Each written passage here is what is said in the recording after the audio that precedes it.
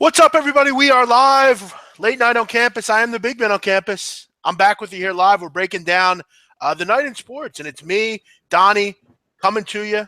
We're sponsored by uwager.eu. Donnie, I haven't hosted for a while. I'm a little tongue-tied on how to host. You've been doing all the hosting duties. Yeah, man, I was about to get the Jack Daniels out. I was about to relax. I got the night off over here. I love it. How you doing tonight, man? Doing good, my man. Doing good. Just watching this NIT game come down the stretch. What a blowout victory. Georgia Tech, known for its defense, TCU with 86 points and counting with under a minute to go. Yeah, I wanted to talk about that. We're going to get into that here in a moment. That will be kind of where we start. But I want to welcome everyone in to yet another episode, a late night on campus episode. If you're new to the show, welcome in. We are greatly appreciative to have you here. If you don't know the premise, basically we recap everything that went on in the night of sports and interact with the people a little bit. But yeah, what's up, Guan, Joe, Mark, Robinson, everyone out there? Hope you all are doing well. Yeah, Donnie, tonight, really impressive effort from the TCU Horned Frogs. I mean, really this whole tournament. I mean, they're up 32 points. I mean, this is impressive stuff. They've won 6 of 7, and I got to tell you, and I want to apologize to any TCU fan out there because I said at one point this team is really poor. Look, they didn't get to the tournament, but they've done everything but. Great job by Jamie Dixon this year. Really impressive stuff. Yeah, it's nice when you can build off that. I mean, it's an improbable run. You want to know where the kids' heads are at when you start this tournament. Obviously, TCU came to play right away here. And, again, closing out a game Georgia Tech team, which came out of nowhere. Got a little bit of breaks early on, hosting the game at Indiana as opposed to going on the road. You talked about it for a while, big man. Just can't trust Georgia Tech on the road this year, and it's finally playing out. And it looks like TCU with an easy cover tonight, and also looks like they got the over fairly easy as well. But you look at the major issues that TCU had. I mean, even a couple games ago, defensively, they were giving up a lot of points. But you look at tonight. I mean, I know Georgia Tech's not a very good offensive team, but 37% shooting. They just were really good. And you look at TCU. I mean, guys that stepped up that really, no one. They kind of just came out of nowhere. I mean, you look at Kenrich Williams tonight, 25 points. That's now 10 of 11 games. He had a double-double in towards the end of the season. We mentioned point guard was out, Jalen Fisher, but this team, really a great coaching job from Jamie Dixon. Kind of reincarnated, went down to his alma mater, and fantastic, not only in this game, but in the other games in this tournament. Like I said, but it really had been going on before this. I mean, you remember in the Big 12 tournament how well they played? Impressive stuff, and it kind of came out of nowhere.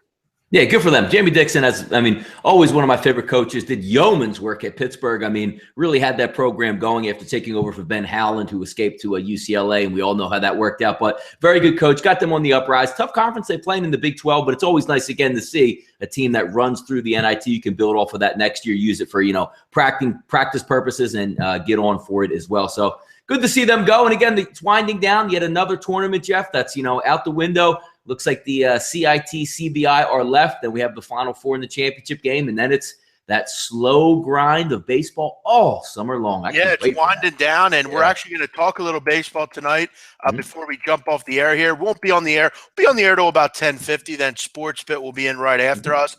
Paul and Ted will take you guys to the end of the night. But, it's really right now we'll fill our time with baseball. But, you're seeing this kind of the end of the season, and it's nice to see a TCU team get a little love at the end of the year. As far as kind of on tonight's show, we'll go in and talk a little baseball. We'll try to baffle the big men. Try to baffle me if you can. It's been tough work. Maybe you can do it tonight. We've had a couple. We'll also take a look forward to tomorrow. Right side of campus, live, 12:30 Eastern. We'll break down the CBI and CIT tournaments. We'll also talk a little AL baseball. And then tomorrow night, we're back with the late night on campus. Special guest, he's going to come in and talk about the Final Four, which I'm excited about. We got a real-life guest, Donnie, so I'm excited about that. And we'll get to know who that is tomorrow. What is up with the Cavs? Look, I don't want to be there to say I told you so, but I told you so.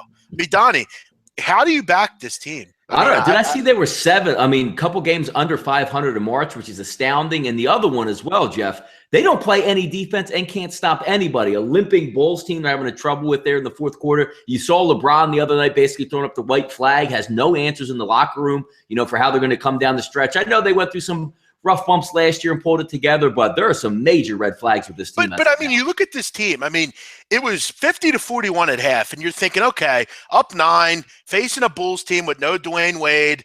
Jimmy Butler got kind of hurt in the first half, a little bit of an eye injury. LeBron hits a shot at the buzzer to put them up 9. You're thinking, okay, they're going to cover easily. They should run away with this one in the second half. Mm-hmm. Then they come out in the second half in the third quarter and get outscored 37-21. Again, a terrible defensive team. I'm going to say this again. If you bet the Cavs on a regular basis, not once in a while, if you bet them every night, which there are plenty of people out there that do that, you really should probably find a new profession. It's surprising for you. It's just these books are just laughing at you, thinking that you're going to be the one to call the Cavs. There's 9 games left in the season. And I know they have a lot to do. They need to win. But at the end of the day, they're in the playoffs. I mean, I know they have to win to get into the number 1 spot, but at the end of the day, they're just not that good on the defensive end. I think we have to understand that. Yeah, down double digits now in the fourth quarter. Yeah, I don't know how else to say it. You look at some other scores here, some finals. Pistons edge the Nets by 1. That game stays way under, and the Pistons do not get the money. They were laying 6.5, 7 in that game. A nice performance down the stretch here from the Brooklyn Nets. They have played pretty well, barring the circumstances. And we also have another one in progress. The Los Angeles Lakers, again, free fall tank mode. 104.90. I'm actually sitting on an over ticket in that game. Need the scoring to pick up a little bit in that one. I have the over 218. But yeah, Donnie, what's going on in your neck of the woods tonight? What's that? I'm sorry, cut out there. What's going on in your neck of the woods? Yeah, hey, not too much. We're just watching. Hey, the Flyers got a meaningless big win over the Islanders, 6-3. I was watching that earlier. Tried to get into the NIT. I tell you, the longest part of my night right now is actually doing research for the Late Night on Campus Baffle the Big Man questions, because some people come up with some questions that Google is even struggling to answer for me. So that's about what I was spending my day on. Here's what I could recommend. If you're a person out there that does send in questions, which – from what I've listened to, I seem to hear a lot of the same names every night. Get Donnie the answers. DM him the answers or something. Yeah, my man CC, if he's out there listening, thank you very much for that. Saves me a lot of time, because there are some ones where I'm sitting through Google going back and forth. Yes, he does. Well, that's good. I mean, at least he thinks about it. But yeah, I mean, well, I know some of them, Donnie, you do know, but there's been some tough questions. I mean, these people are definitely bringing it. I'll give them respect for that. Really impressive stuff. But hey, it's hard to baffle the big man. My mom, Donnie, I had dinner with her tonight, and I told her about that. She was like, I get a feeling it'd probably be pretty hard to stump you. And I said, you know what, Mom, I learned everything from you. My mom, when we were growing up, Donnie, she was like, I told her she should go on Jeopardy. I don't know why she never did. She got that Catholic education. She was always good with game shows. So maybe that's I'm telling you, I was watching last night. They had a rerun, I guess, or like a marathon rerun. Dan Patrick hosting Sports Jeopardy, man. That's a kick-ass show, man. I would love to be on that thing. You would do well on that. Yeah, I've actually applied for Sports Jeopardy. I did the quiz and everything to get on the show, and I mean, there's so many people that request to try to get on it. It's almost impossible. But yeah, I definitely have tried. Donnie and Big Man, have the books caught up in Minnesota FC? Yeah, I don't follow USL. Sorry. Or MLS. Yeah, I don't follow MLS either. The one thing, did you see the interview the other day? Again, I don't really watch too much soccer, but they asked, I believe it was Schweinsteiger, if he was going to help, I believe, the Chicago team win the World Cup, and he was completely baffled by the question from the reporter. Well, I mean, he's a great player, but I mean, he's a great player like 10 years ago, Bastian Schweinsteiger. Yeah. I mean, he did great things back in 2008, 2009, but he's getting up there. It seems like it's funny though, because that reporter sounded like me asking, like, the MLS or whatever they call it now, are you going to win the World Cup in this competition? It's kind of funny, made me laugh. Yeah, but I mean, how's he going to win the World Cup? He's not. The Chicago Fire aren't going to be in the World Cup. That was the whole point of it. He Like, didn't understand the question there. yeah, but it's like, again, I don't know that I necessarily saw it. It was the reporter being like sarcastic, No, or I think that was his question. Like he didn't even know like it's not the World Cup. just goes to show you how much like no one knows about soccer in this country. That like even little questions like that they can't properly talk about. Yeah. But I saw ESPN, Donnie, is looking to get rid of a lot of people. Did you see that? Yeah, hey, they're cord cutters out there are serious about their business with the millennials. They're not watching sports that much, and I guess when you have an overbloated network like that, Fox is just has unlimited funds. They're just trying to sign away talent as they can get it. But yeah, ESPN's going. I haven't heard any of the names coming out on that, but Yeah, I mean the problem with ESPN at this point is just like you said. I mean, a lot of people don't have the time to sit down and watch a lot of these shows, and yeah. I mean, like again, some of the programming's funny. I mean, we've talked about that, but then you just have some really, really poor stuff as far as like we continue to be, spoon fed this sick show. I mean, it's just bad. I mean, I don't know how. WNBA, you got to pay the WNBA announcers a lot of money, so they're probably cutting them out as well. From what I understand, a lot of the big names, though, I mean, you're not going to see leave, like Bomani Jones and like Jamil Hill. I mean, they're all gonna Scott Van Pelt, people like that. But yeah, I mean, people just aren't listening to it anymore. I bet you the Cavs come back to win this game. Well, good luck. I don't know. I got them down 9 on this little update I'm watching. I mean, again, you got to understand they're just not built like that right now. They're just not a team right now that's able to come back from double digits down in the fourth quarter. They're just not good enough defensively. I don't know how to say it. Donnie, let's talk a little baseball here. I don't want to cut off any time tonight. Let's talk a little baseball. We're going to talk a little NL tonight, kind of get our feet wet. Season does begin, but I think we can all agree the season's so long that doing in-depth research isn't exactly necessary, we could say. I think a lot of these teams, we all kind of understand baseball. We understand the game, and we understand that it's going to take a couple weeks for these pitchers to kind of get warm, and for a lot of these guys to get warm. But kind of just a primer, kind of just chat a little bit about some futures that I've put in already. And again, I'm not a huge fan of like win totals and things like that, just because I put a couple in each year, but I'm not like one of these people that put 10 or 20 win totals in. My money's tied up way too long. I don't get a particularly good price back anyway. If I'm going to get 20-1 back, surely. But you're never going to get that with a win total. But I do have one tonight that I'll give out. I have a couple other ones that I'm looking at, and this is NL, Donnie. So let's jump into it. And I'll feel free to interject. I'd always like to hear your opinion. And for the listeners, as far as NL, I'll try to answer any questions. But most of our baseball coverage here at SBR is going to get started next week. We'll do a roundtable, which is coming back, Donnie, the roundtable this time for baseball. So how about that? I love it. We'll look forward to that. But let's get into it here. I'll start with a future I've already bet. I mentioned it kind of, kind of under the radar the other night, and I'm going to kind of build on it. I took the Nationals at 11.5-1, so plus 1150 to win the World Series. I mean, you look at this team last year, Donnie, 95 wins. I mean, great season. You flirted with 100 wins. Bryce Harper didn't have a great year, and you still won 95 games. But then you lose in the NLDS to, who did they? I'm trying to remember who. I didn't even write it down. Help me here, Donnie. Help me here. Was it the Cubs? I think it was. I think you're right. My fault. Yeah, it was the Cubs. No, it was the Dodgers. It's the Dodgers. 2-6. I'm not even sure. Like my mind doesn't even work that long. I didn't even write it down. I don't even remember. Either way, they lost in the NLDS, which is surely not what they wanted. With 95 wins, you should get past the NLDS. Yeah. But I look at this team and I look at their pitching staff. I mean, obviously Max Scherzer speaks for himself. Steven Strasburg, when healthy, still a very good pitcher in this league. A guy that, strikeout pitcher, we know it. Gio Gonzalez, I think, is a feasible third or fourth starter. And Tanner Roark, I thought, has come on pretty well for this team. This kid is, we saw him in the World Baseball Classic. He's a guy that's going to eat up innings. Pretty solid pitcher nonetheless. And Joe Ross, obviously pretty young as well, is a guy that, I think as far as pitching rotations, pretty strong starting five, if you ask me. I mean, they have 3 or 4 guys there that that could possibly be. I mean, where would Donnie, like Tanner Roark, where would he be on the Phillies? Like, what would be? Yeah, exactly. I mean, he'd be battling probably for the number spot. two I mean, starter, right off the bat. So Same thing even with Ross in that one, you know? Yeah. So, I mean, you look at their five, I mean, their rotation is strong.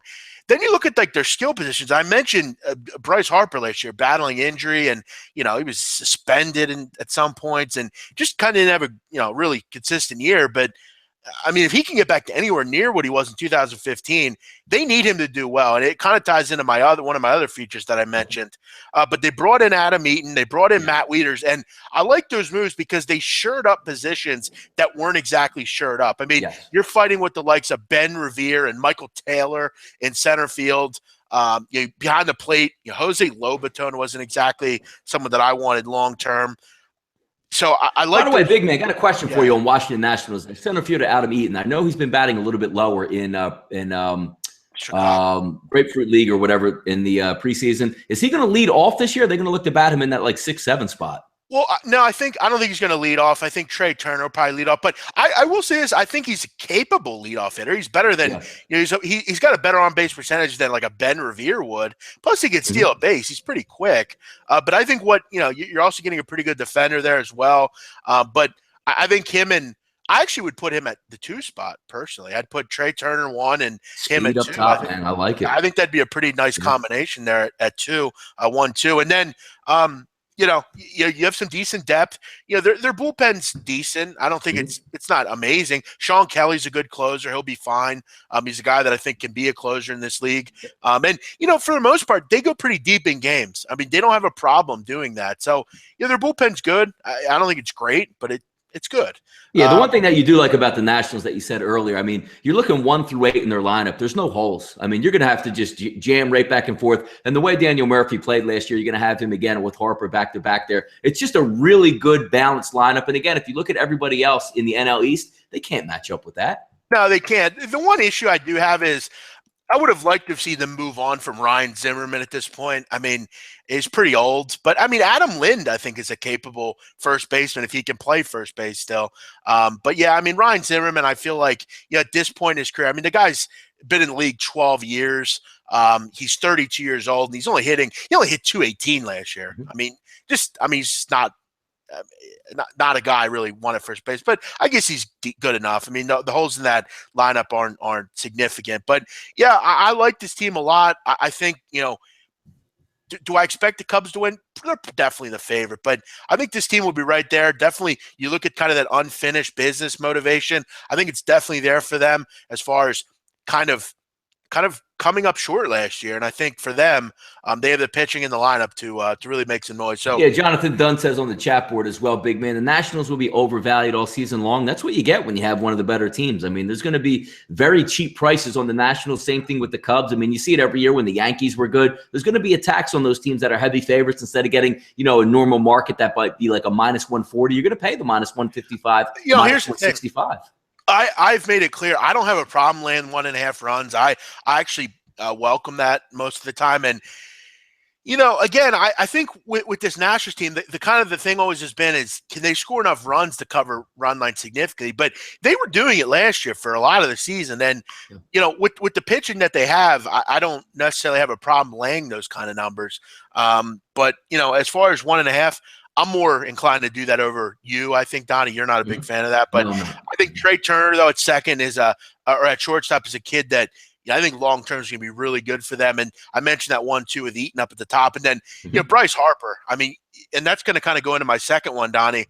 I'm going to go over 31.5 home runs for him this year. I think he's poised for a pretty big year after last year. Only had 24 home runs, but you look at it, I mean, after all last year, he still had 24 home runs. Yeah. You look at the spring, 8 home runs and 15 RBIs and 56 at bats.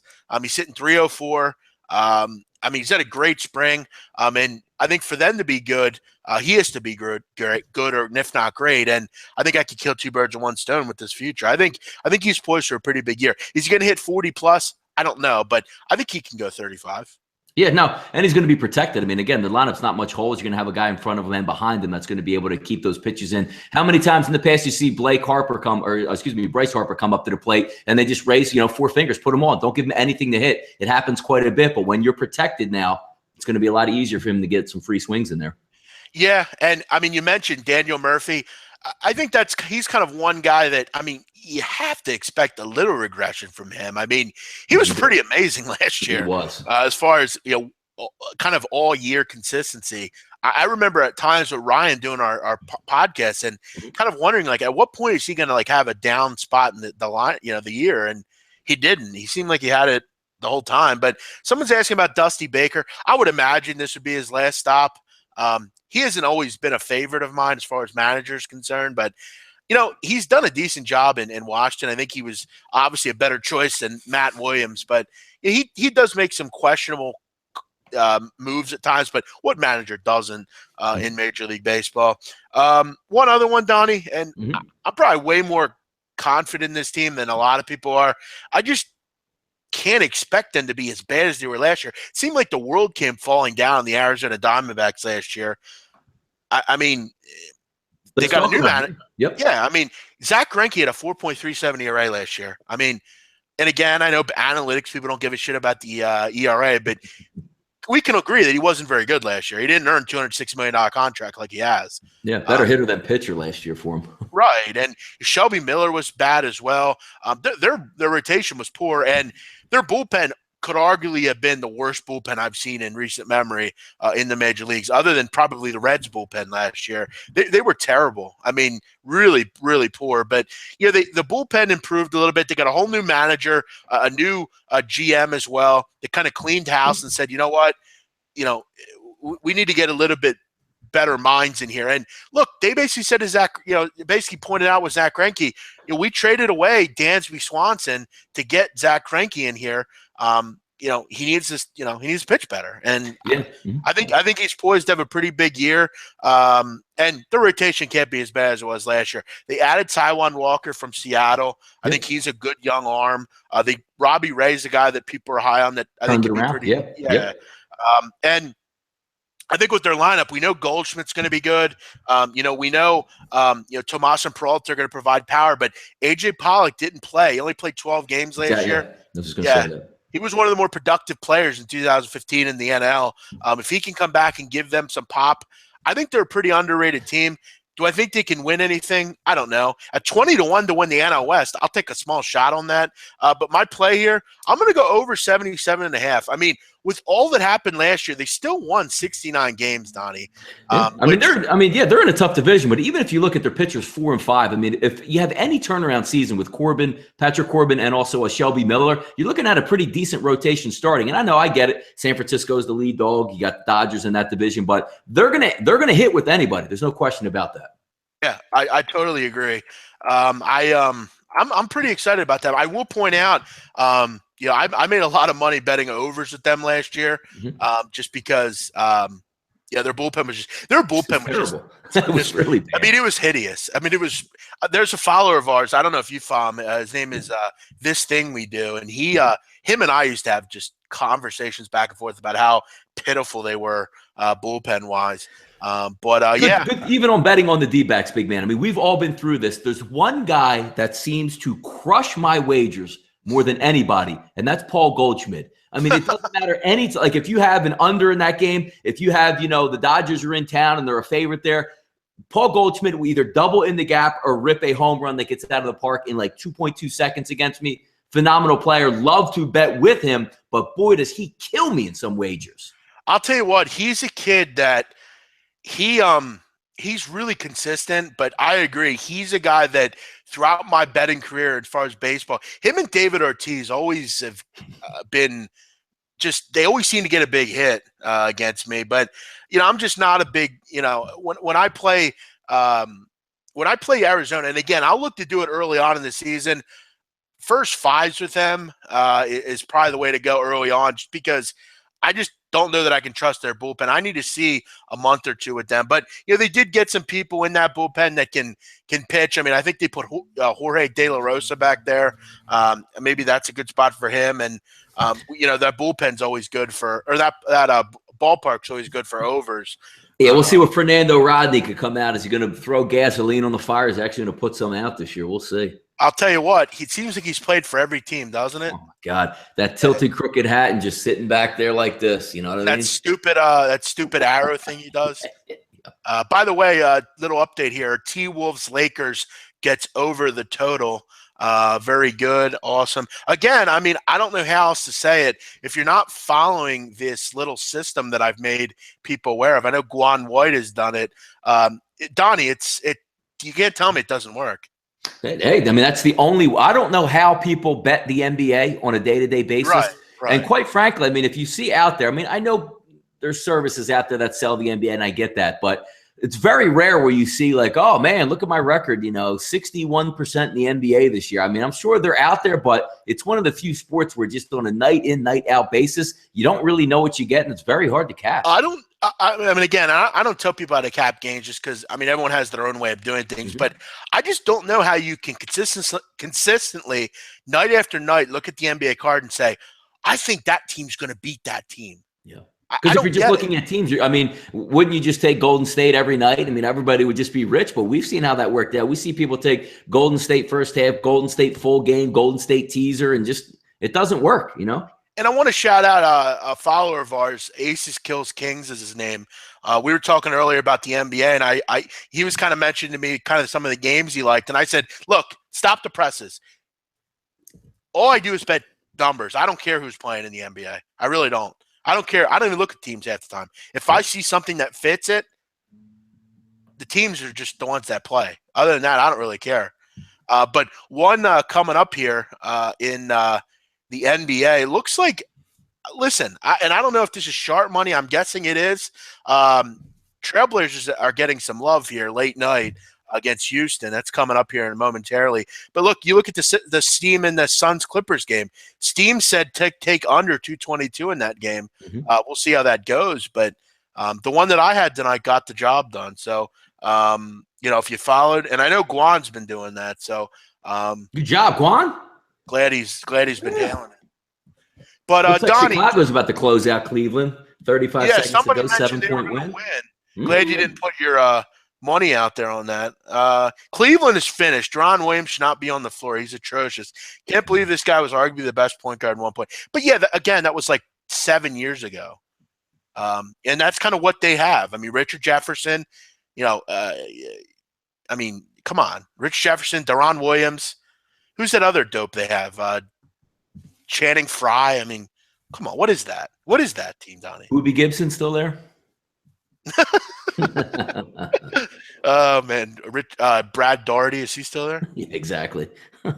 Houston on a back-to-back with Golden State. What else we got? Anything leaning that way in there? Would you be leaning towards Portland in that game, big man? I actually like Houston. I actually sent them out as a free play. I got them at a pick. Listen, I mean, I know Portland's played better lately, but listen, at this number, I think Houston's worth a look. I don't know. I just have a feeling about Houston tonight. I don't have a lot on it. Again, it kind of just fit with what I was looking at. Trailblazers were getting bet.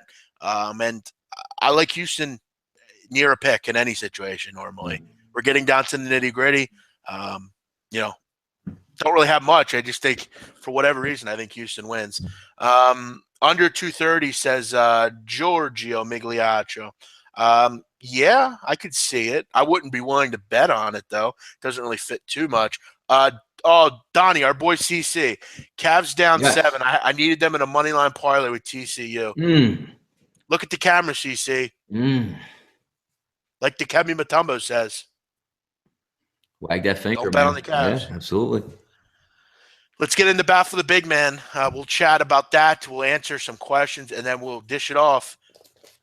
Yeah, no, we'll definitely do it. Let's do a little bit hashtag LNOC, one of our favorite segments of the night. Now, Donnie, you don't have any futures yet, or? No, I do. Actually, I have 3 of them, which I had out. I think Stanton's going to rebound, off an injury this year. I'm going to go over 34.5 home runs on the season. Yeah, I mean, how could he not? I mean, he was, at times last year was a strikeout machine. I mean, you have to expect him to bounce back. No, he's got to bounce back on 34.5. I mean, that guy's, once he gets on a hot streak, he can pop a lot of those out of there. Second one, I'm going to go with Cole Hamels over 14 wins plus 105. Like it. And then I'm going to take a shot on an MVP, National League. Nolan Arenado getting plus 600 with those Colorado Rockies. Yeah, I think he clearly is overachieved last year, and a lot of them did. The problem I have with him is he's not particularly good on the road, and that's my concern with him. His road home numbers are totally skewed as far as. Oh, of course, that's just that Rocky offense MO when they get on the road. Yeah, it's just kind of interesting how low he is. I mentioned the Rockies the other night. I don't get the love affair with them. Look, they're going to score runs, we know it, but their pitching rotation might be the worst in the league. Yeah, it's just hard. I mean, it's the same thing when you get in there like, damn, a Colorado game is only 10.5 tonight. I mean, you'd live with that all summer long. Is that like a solid price or something? Sure. I will point out John Gray had some good under trends last year, but on the road particularly. But yeah, their pitching rotation's awful. Tyronn Lue needs to be fired. Listen, I mean, I'm not sure it matters who's coaching. How about if it was David Blatt right now? Would they run him out already? Listen, I don't get why they got rid of David Blatt, to be honest. I don't know. LeBron wanted all his friends. I mean, LeBron wants his friends in there. It's what he does. Yeah. As a Bulls fan, I hope Bulls don't make the playoffs. This team is garbage. Need higher draft pick.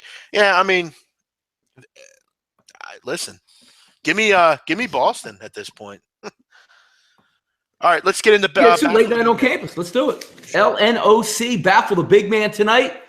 We're going to start with the first one from our good friends. We buried the hatchet today, big man, with Chris Barr. Everything is love out there. We got some questions from him. Everything's feeling good. Big man, what mountain is the highest peak in the Northeast United States at 6,288 feet? And he says, Jeff, don't use Google. So Chris Barr sent in a question? Sent in 2 questions tonight. Wow. Look at that. And he's asking, what's the highest mountain range in the Northeast? Yes. What is that? No, the highest peak in the Northeastern United States. Mount Washington. Now, how would you even know that? How would you know? Because he's in New Hampshire, and he's from New Hampshire. Yeah, and that was the second question. Where's the mountain located? Come on, Chris. He's going to think you cheated on that, man. He's going to think you cheated. Well, he's from New Hampshire, so I don't know if he knows any other mountain ranges. So I'm not saying he doesn't. He might, but I feel like he would kind of do something New Hampshire. How could I Google something? You don't understand how far my computer is away from me. I can't. So somehow somebody's feeding this. Robinson says, is Maria Taylor and Carrie Champion going to make the cut on ESPN, big man? Well, I hope they do. I can't. I hope they don't ever go away. My God. I mean, I'll be sick to my stomach if they do. Late night on campus. Next question for Backful the Big Man from Brian Tanzi. Hashtag LNOC, the name of the imaginary line that connects the North and the South Pole. North and Prime Meridian. Prime Meridian is it? Yes, I remember that going back to like 3rd or 4th grade. Yeah, second one for Brian Tanzi. You like geography, longitude and latitude, and yeah. Now, I don't know if you can swim here, but where is the Sea of Tranquility? It's on the moon, isn't it? Yeah, absolutely. And the third one. I think that's a trick question. It is a trick question. I actually still have to look that up too to make sure. Next one. What Olympic sport bans beards? Boxing. Boxing is correct. All right, Tanzi, we got another one. Which, by the way, I don't know if you know this. The Sikh religions and the Islamic faith are trying to get that lifted, by the way. Yeah, we could just rub up against somebody and cut them up on the face. That's what we want. Hashtag LNOC. Which 2 soccer teams contest the Superclásico? Superclásico it's Argentinian. It would be Boca Juniors and River Plate. Now, see, this is one that I couldn't find. Correct. I have America and Guadalajara. Where would I get that from on Google? That would be. I actually don't know the answer to that. That's the answer that I thought I could find on Twitter. Google. I'm pretty sure it's Boca and River Plate. Mexico is that might be another name that they have, but the actual Superclásico I'm pretty sure is Argentinian. Fomorina Tomar, when is LeBron going to get the blame for engineering this horrible roster? He wants all the credit when things go well. Well, he's going to blame it. He's going to say, look at my hairline and that wasn't right and, this and that. It's never his fault. That's actually a fantastic – who said that? That's a great point. Because he wants all the credit when things go his way. He constructed everything with his – but what do they have? 5-man roster at this point? Who he reminds me of? And I'm going to tell you right now who he reminds me of. He reminds me of all the free cappers on Twitter. They want all the love when they win, but when they lose, they were just free plays. Remember that. It was free, man. It was free. No accountability here. So when they lose, LeBron will say, "Give me better players. Get me better players." But LeBron, you're the one that put these. No. I'm not the owner. You are. Next question, hashtag LNOC. Due to a strict player policy, which Spanish team was the last team to field a black player in 2011? Spanish? I couldn't find this answer. I couldn't find it, so I don't know. I think it was Bilbao, Atletico Bilbao. That's the thing that came up, but I literally was typing in like black players 2011, Spanish black players. It's either Bilbao or Atletico Madrid, I would imagine. It says LeBron even wanted Mark Jackson as head coach. Also, he likes Paul Silas as well. Yeah, he wants everyone as coach. Next one. Here you go, big man. Let's head to the Sopranos. Hashtag LNOC. What was Vito killed for? It was just a joke, guys. It was just a joke. Come on. Being a homosexual. That is correct. That was what I remember that episode where I the two went into the bar to hold up the gay bar, and there was Vito dancing. That went on for far too long. However, it was interesting to say the least. Did I ever tell you about when I met him, Donnie? No, The actual actor. Wait, he used to come around WIP, didn't he, for a while?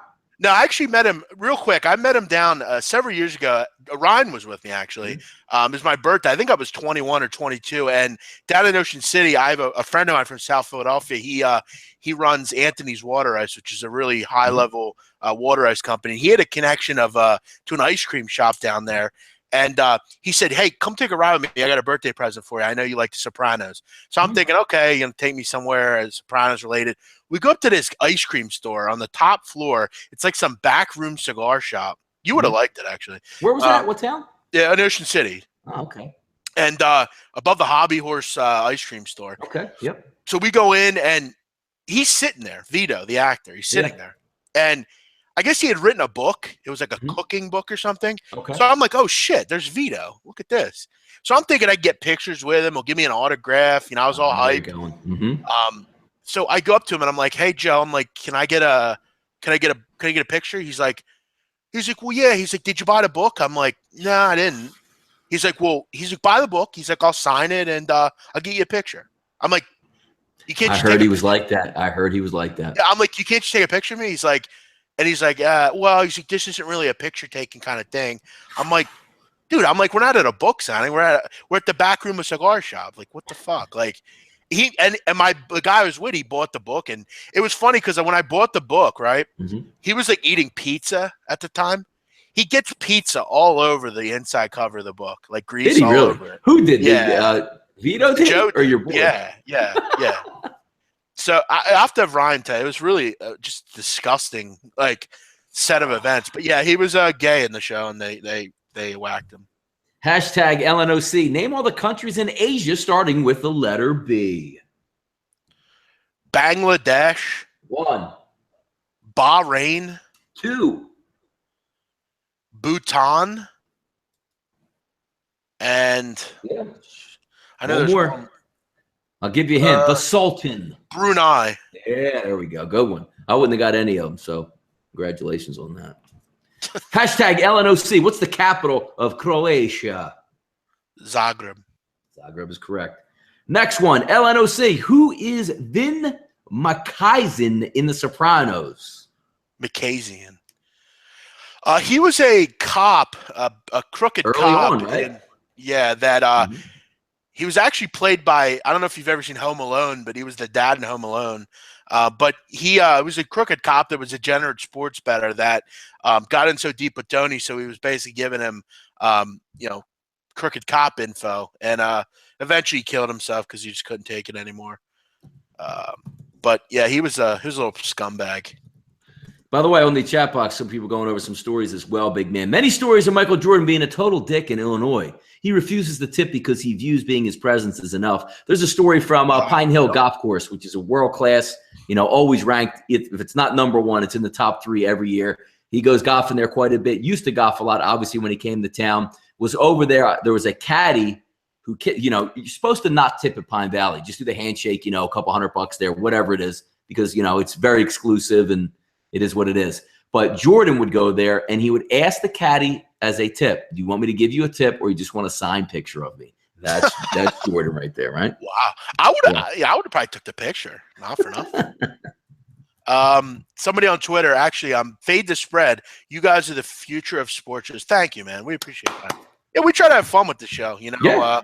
Hopefully. Dan, big man, we are a college basketball show with one blowout game tonight. Hey, this is what we got to do, right? You got to work hard. Time, right? Yeah. Robinson says, hashtag LNOC. How many women has Jean-Claude Van Damme slept with? Or Chuck Zito. How would I know that? Next one, LNOC, countries and their capitals. The Ukraine. Kiev. Finland. Helsinki. Belarus. Minsk. Macedonia. Skopje. Jesus. I would have probably got two of those. Maximum. Macedonia is right next to Albania. They're like our brothers. Next one, CC, hashtag LNOC. By the way, Mother Teresa's from Macedonia, if you didn't know that. Here's one right up your alley. Ready? In the Quran, it says that all sins can be forgiven. It also talks about the one sin that is the most serious. Name it. Well, it would probably be shirk, which is basically explain what that is. Go ahead. Shirk would be that you basically you would never compare anything else to Allah. So you wouldn't. You couldn't say like LeBron is as good as Allah. No, he's most holy, Allah. And if you compare anybody to Allah, you would be committing shirk. Which, again, most of the major sins in Islam would be murder, not praying, gambling, drinking wine, bearing false witness, all that kind of thing. Very similar to any of the 7 deadly sins in Catholicism, but that would be the worst. Next one. This is the one I can get down with. I like this. Hashtag LNOC. 5 real names of rap artists. Give their MC names. Number 1, the first one, James Todd Smith. LL Cool J. There you go. Second one, Calvin Broadus. Snoop Doggy Dogg. Number 3, Sean Carter. Jay-Z. Number 4. Best rapper. Number 4, Chris Parker. It's going back a little bit. There you go. Yep, you got that one. And the next one, Reggie Noble. Redman. Yeah, absolutely. Right back to my childhood days on those ones there. See what else? Mikey V on the chat box. Hashtag LNOC. What's the longest river in the United States?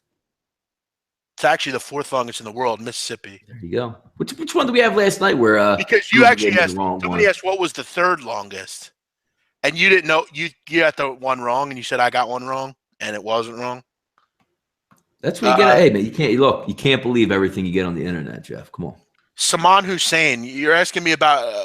We didn't see your question. Yeah, I don't have anything on Liverpool Everton, brother. Sorry, I don't really talk about club soccer. I only deal with like the international and the Champions League. What I would highly recommend doing is getting in touch with the other videos. Natalie Rydstrom, Martin Green, Alex, those guys, Stuart. They do videos on all the soccer games.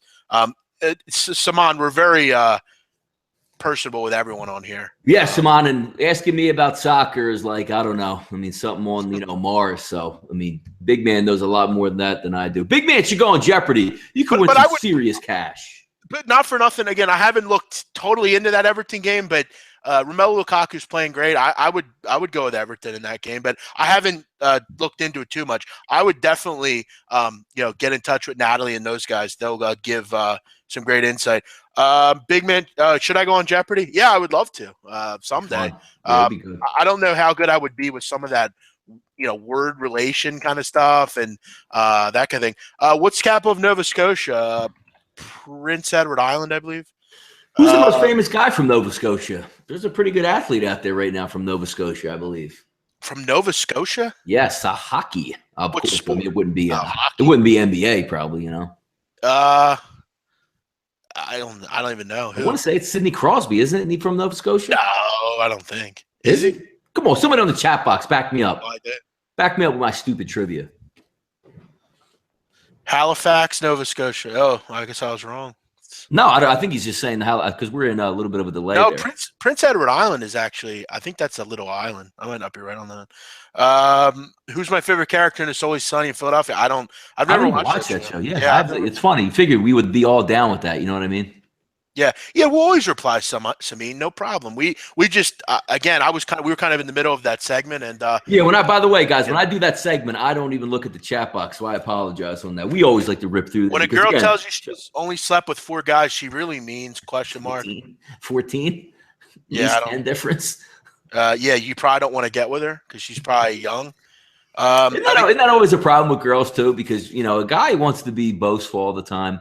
And the girl is like, hey, well, if you're in a relationship, how many people have you been with? The guy in you wants to unleash the real number plus 5 or 10, but you can't be that stupid. So you got to really back it down like, just one other person, baby. Yeah, as long as you don't do it when you're with me, I don't care what you do. Yeah, exactly. Past is the past to me. And again, I always used to like that. Even back in the day, like, man, she's been with so many guys. Probably means she's pretty experienced. Right. What's the largest Muslim country in the world? I would say probably Indonesia. I don't know. What's India? Hindu, I guess. Yeah, Hindu. Yeah. Buddhism. Is Hindu clash with Muslim? I don't know. No. Hindu. What would clash with Muslim, I guess, out there? What should I say? Which is the Sunnis and the Shiites, I guess? Yeah, they would be Sunni and Shiite. Yeah, but they're all different types of. It's just like any other religion where you have more. Like with Judaism, you have just regular practicing Jews. You have Hasidic Jews. You have they're all different types. But Indonesia. Yeah, that's what's interesting. The biggest Muslim countries would be, I think, Pakistan and Indonesia, which I don't know that many people would know that. 1.6 billion people, they'll practice it. So there's definitely a lot of them. One more. Name the pro golfer that had a cameo in Happy Gilmore. That's easy. Lee Trevino, I believe. Did he? I don't even remember. Yeah, he was the guy that always shook his head after Happy would do something bad. He would always come out of nowhere and be like, you go like that.